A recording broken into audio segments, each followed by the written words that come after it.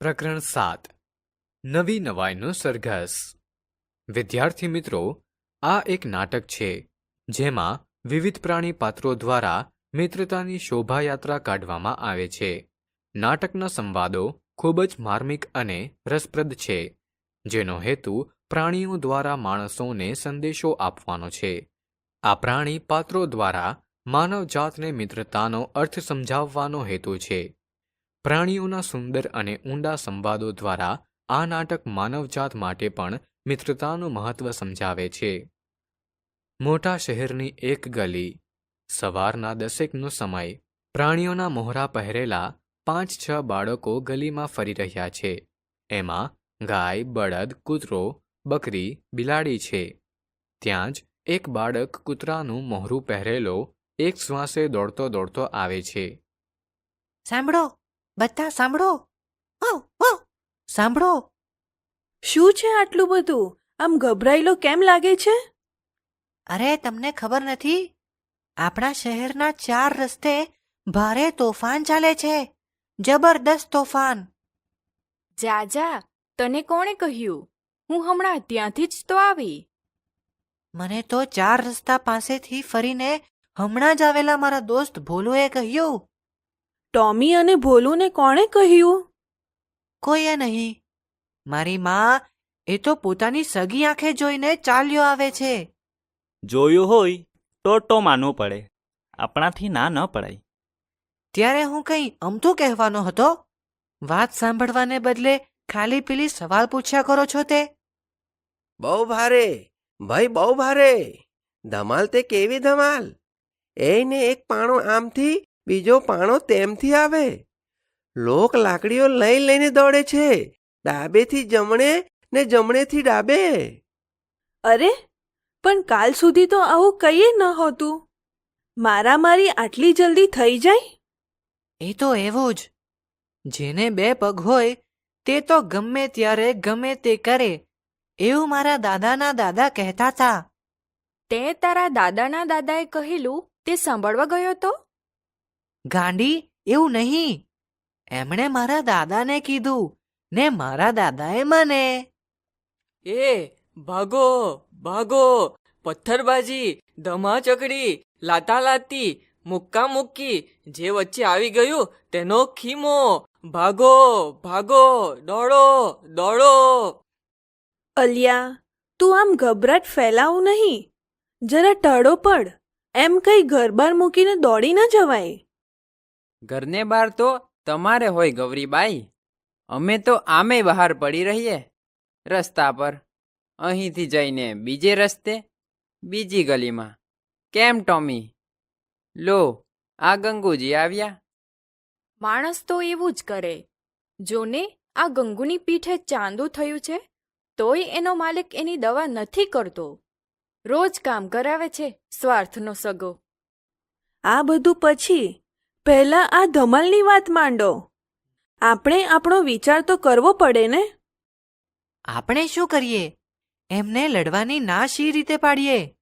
મારા માલિક પણ ચા પીધા પછી બહુ ગાંઠા પાડે છે. કોઈનું માનતા નથી. મને ખબર છે, ઠેઠ રસ્તા પર સંભળાય છે એમનો અવાજ. સાચું, પણ તે વખતે મારાથી શું થાય? એકલો એકલો ભસું તે કોણ સમજે? હવે તો 100 વાતની એક વાત. માણસો માહો માહે ઝઘડે છે, તે ઝઘડવા દેવા છે કે આપણે વચ્ચે પડીને એમને? મારી વાત માનો, નકામા ડફણા ખાશો.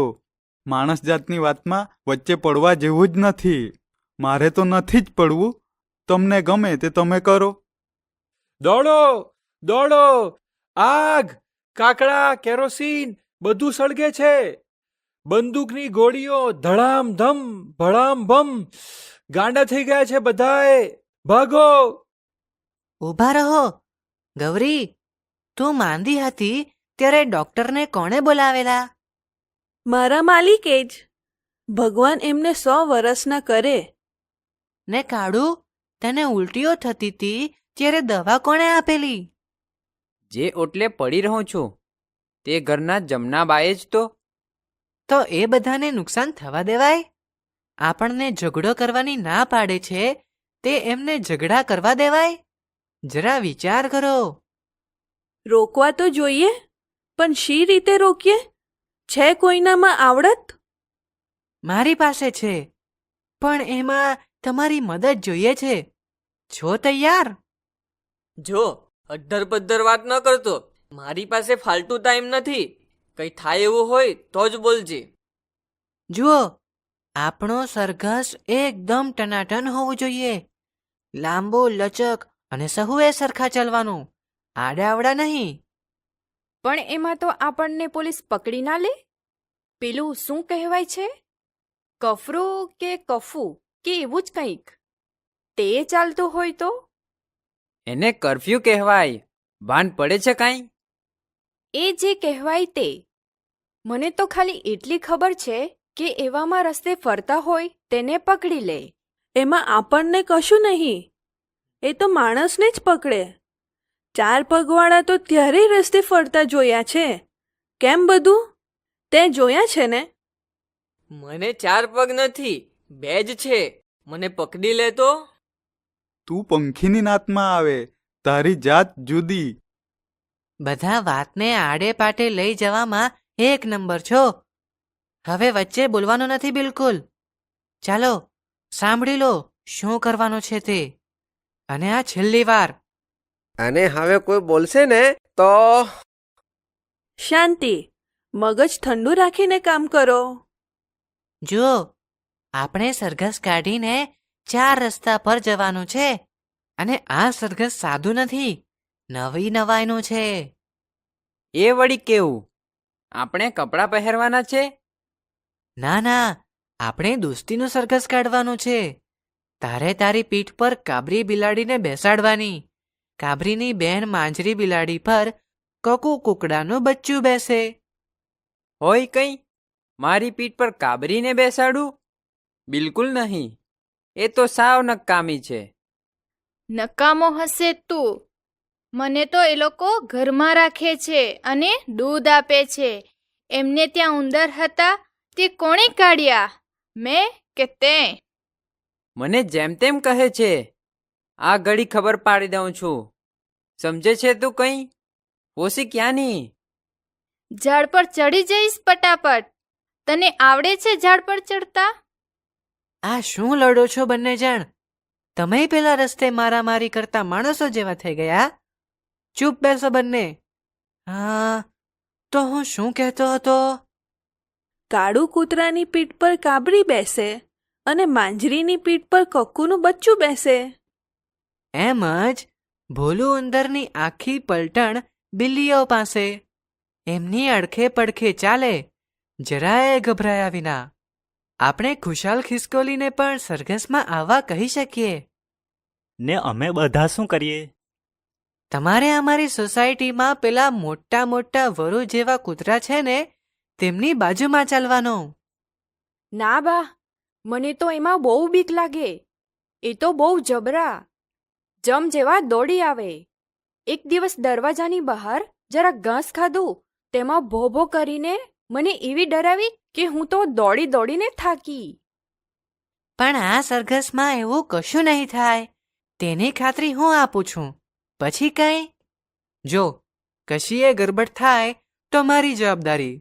પછી તે તારું કહેલું બધા માનશે? કરવા જેવું કામ માથે લેનાર આગેવાનનો બધા માને. વાત તો સાચી. ટોમી આપણો આગેવાન. આગેવાન એટલે? લે, એટલી ખબર નથી? આગેવાન એટલે છેટે જાણે એમ કે આગેવાન. ચાલો, વખત બગાડવાનો નથી આપણે.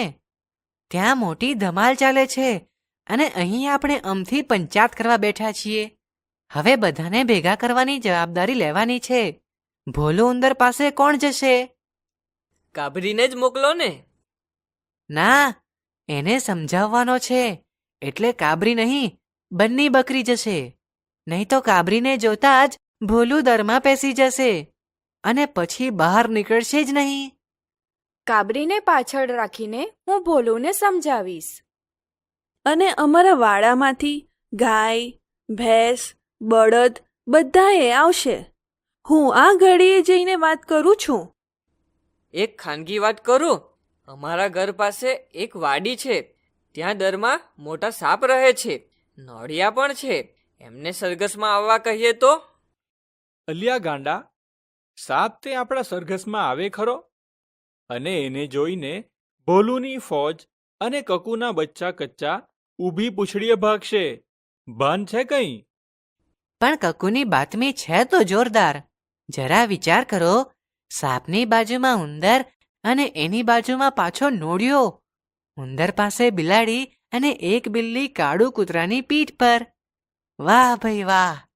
માણસની શી હાલત થશે આવો સરઘસ જોઈને? થશે હક્કા બક્કા. માણસની હાલતની પંચાત છોડ. એ લોકો એકમેકને મારવા લીધેલા દંડા અને પથરા લઈને ક્યાંક આપણી પાછળ પડશે તો? હા ભાઈ, જરા વિચાર કરજો. માણસનું તો ભલું પૂછવું. જુઓ, જો ડર ગયા સો મર ગયા. મને માણસની ભાષા આવડે છે. એમના હાવભાવને પણ હું તો સમજું. જો આપણને જોખમ હશે તો હું 2 વાર ભો ભો બસીશ, અને જો કશું જોખમ નહીં હોય તો માત્ર પૂંછડી હલાવીશ. મસ્ત વિચાર છે. ટોમી હોશિયાર છે. ચાલો, હું તો બધાને સરઘસનું કહેવા આ ચાલ્યો. અમે પણ. અને હું એ